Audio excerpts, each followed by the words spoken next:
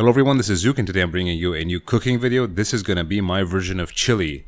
As we all know, there are a million versions of it, with or without beans, with ground meat or with chunky beef, chuck roast, whatever. They're all good if you make them properly. So I don't want to hear no aficionado bullshit about, oh, it shouldn't be with this and it shouldn't be with that. It all works. Chili is a simple stew. So for those of you eating on a budget, it's highly recommended. It comes out at about $2 per portion and you get 6 to 8 portions per recipe, per this recipe specifically. So we're going to start off with a homemade chili powder mix. Beginning with 1 tablespoon of sweet paprika. You can use Hungarian or you can use Spanish, whichever you might have laying around. Doesn't really matter. I'll probably go for Spanish if I had it. Next up, a teaspoon of smoked paprika. This isn't very standard from what I've noticed in recipes, but I think it gives it some really interesting notes, so I would highly recommend that. Follow that with 2 teaspoons of oregano. Preferably Mexican oregano, but I'm in Prague and I'm pretty sure that nobody even knows what the fuck that is or where to find it, so just go with a regular one. Next up, I'm going to do about 1/3 of a teaspoon of cayenne pepper. You can choose to use more or less depending how spicy you want it. The girlfriend doesn't really like spicy food, so I'm trying to keep it tame. Next up, it's a teaspoon of garlic powder and a teaspoon of onion powder. And as for finishing off, the main flavoring of the chili, which is going to be cumin. Cumin is kind of omnipresent in chili from what I've seen, so, you know, just go with it. This is, I mean, you can find a million recipes for chili powder mix on the internet, or you can buy your own in a supermarket. I would recommend making your own because it's more interesting than the one I've seen, even from McCormick and whatnot, so just go for that. Next up, we're going to chop up some veggies, starting off with 1 red bell pepper. You can, of course, use a mixture of peppers, or just green, or just red, or you can add multiple colors, it doesn't matter. Chili is a really forgiving dish, and you can basically put most things in it, including celery and other vegetables you might have laying around, and it won't really affect it negatively. Now, the way to chop this pepper is not too fine, so just go for chunky. Chili is a rustic stew, there's nothing refined or fancy about it. There's no need to be super careful. If there are bigger pieces, it's fine. It's mostly going to slow cook down to basically nothing. So there's nothing to worry about in terms of chopping. After the red pepper... Oh, by the way, I highly recommend getting one of these bench scrapers. It's fucking awesome. It's probably one of the best tools I've ever had the pleasure of working with in a kitchen. Really useful. It might seem like a unitasker, but my God, it's awesome. Next up, we're going to chop a medium onion. Same way as the pepper, don't go too crazy on it. Just a medium chop is totally fine. We're going to fry off these vegetables separately. I'm going to finish off cooking the chili in a slow cooker. If you don't have a slow cooker, a large pot on a small flame should work just fine. Just make sure you stir it once in a while. With the slow cooker, it's so controlled that you don't really need to stir it. It doesn't stick. Unfortunately, my slow cooker actually blew up and burned my dish a few days ago. So right now I'm massively hating on slow cookers, and I would just suggest using a regular non-stick pot. Now we're going to do 4 cloves, 4 medium-sized cloves of garlic, medium towards large.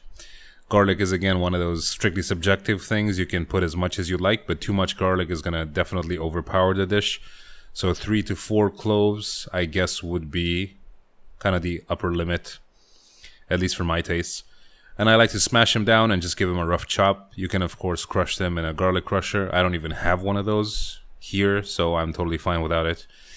Next up, we're going to brown some beef. I have 1 kilogram, 1K of beef.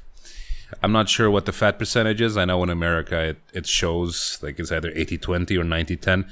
In Europe, that's not really a thing, at least here. So just get whatever ground beef looks good to you. Now I'm going to put the entire brick of beef in the pan and do not break it up. I've read somewhere, and from personal experience as well, that when you break up the beef, the temperature in the pan goes down too fast. And you don't get browning, but you get just a watery mess, which is going to happen anyway. But what I like to do is to let the brick of ground beef brown first until it gets like a crusty side, and then break it up into pieces. And that's definitely going to bring out all the water in it, but at least you're guaranteed to have that one side of it perfectly browned, kind of like a huge hamburger patty. So the way to tell if ground beef is done is to listen for the sizzle. When you break up the beef, it's going to leave out all the water, and the water is going to evaporate, and then it's going to start sizzling again.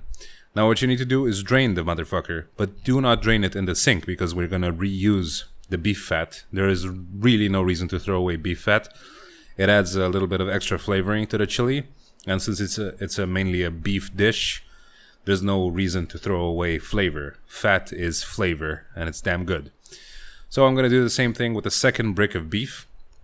You can see there I've tried to turn it upside down to show the brown side, but it's definitely crusty and nice and well done. And generally I like to leave the meat alone after I break it up. I don't sit around and stir it because the proteins, when they they rub against each other, they create this like kind of a gluey mess. So just don't play with your meat unless you really have to. That's a good life saying to go by. So this beef is now done. We're gonna drain this as well. So just let it sit in that strainer for a couple of minutes for all the fat and liquid that's left over to drip in that bowl. And we're gonna use all the liquid and fat that's in the bowl to saute the veggies. Of course, why would you not do that? When I hear recipes saying, oh yeah, just put the strainer in the sink and drain the beef in the sink and like throw away all that. Like, why would you ever throw away all that flavor from the beef? It's supposed to taste like beef, right? That's the whole idea. So just throw your veggies in there. Not the garlic yet. We're gonna saute these veggies over medium heat for about 7 or 8 minutes. The garlic is too fragile for that. The garlic gets put at the end for about a minute. It doesn't need much. So just leave the veggies alone. Stir them from once in a while. And after about 6 minutes, we're going to add the spice mix. Now add about 3 tablespoons here, but you can throw the entire thing in there. Yeah, I'm sure it's not going to do any damage. I've done another batch since then where I made the same quantity of spice and I threw it all in there, and there was not a problem at all. It just tastes a bit more intense. But that could be a very good thing for some, myself included. So dump your spice mix in there. The reason we're doing it with the veggies is that a lot of these spices are liposoluble, which means they dissolve in fat. You're going to see that happening in a lot of cuisines, mainly Indian, whereby they fry the spices in oil separately. They don't just add them to liquid. Now what I'm doing here is opening 2 cans of crushed tomatoes, and I'm adding to that a couple of chipotle peppers in adobo sauce, and I'm going to pump the blender and homogenize the whole motherfucker. This, I think, gives it a really interesting taste. Chipotle peppers are basically smoked, like roasted jalapeno peppers in a spicy tomato sauce. I think it's tomato, I'm not sure. Yeah, I'm fairly certain it is. Very new thing for Europeans to work with, but it's very common in America, especially in Mexican cuisine or Tex-Mex cuisine, more specifically. Now in a slow cooker, I'm going to add the beef, the veggies, and 2 cans of beans. I have a can of white beans and a can of red beans. You can use all white or red. You can use all black if you want. Doesn't matter. Just I think it's more interesting color-wise to use different beans. And to that, I'm going to add 2 cans of tomatoes plus the... now I forgot the fucking name of it. The chipotle chili. And also 2 cups of water.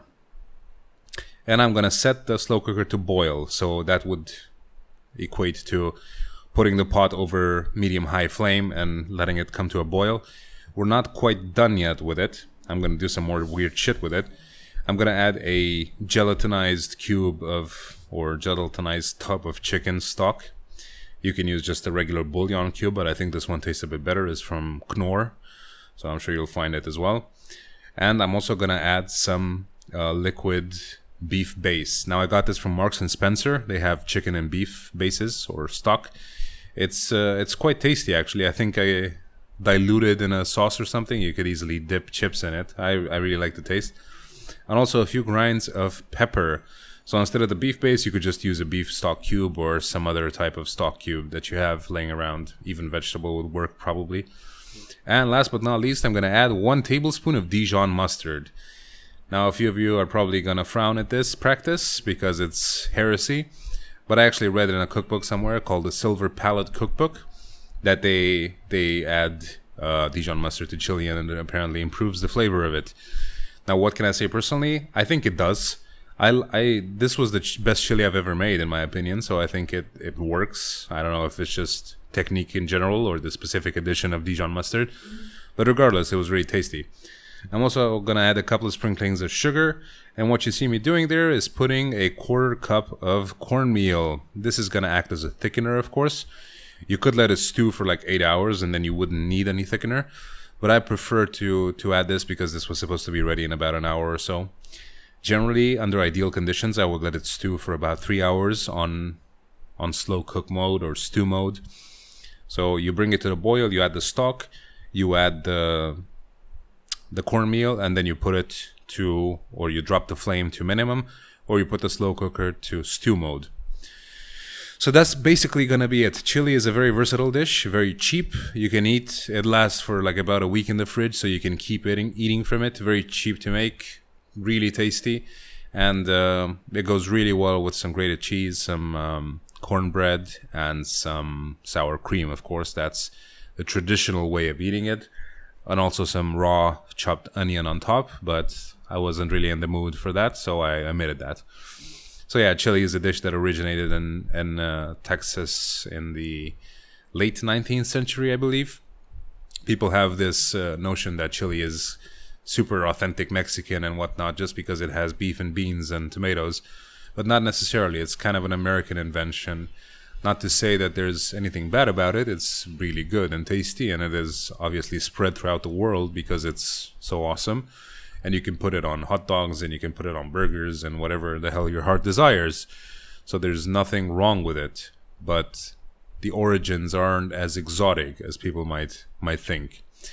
But yeah, that's basically my version of chili. It's kind of a collection of methods that I've gathered from various cookbooks. I'm always fascinated with doing new dishes and learning cuisines that are very far away from what I'm used to in Romania and in Eastern Europe. And I think this is a prime example of something easy that a college student could make, or even someone that's really bad at cooking, because you literally need to do nothing except saute the veg, saute the beef, throw it all in a pot and let it slow cook, and that's it. Super easy and really delicious. So I suggest you try it and let me know how it is. Thanks a lot for watching, guys. And oh yeah, one more thing. It was quite hilarious when I last made a video 10 days ago saying that I was back and I was going to make so much content. And right after that, it was just like slammed with work and bullshit, and I had no time. But I'm really going to try and stick to my word, because I've made so many promises that I just don't keep. Not because I don't want to, but because circumstances don't allow for it. So yeah, appreciate you guys watching this. Please rate that shit if you enjoyed it. It's really good. Give it a shot, and I'll see you guys for my next video. Bye-bye.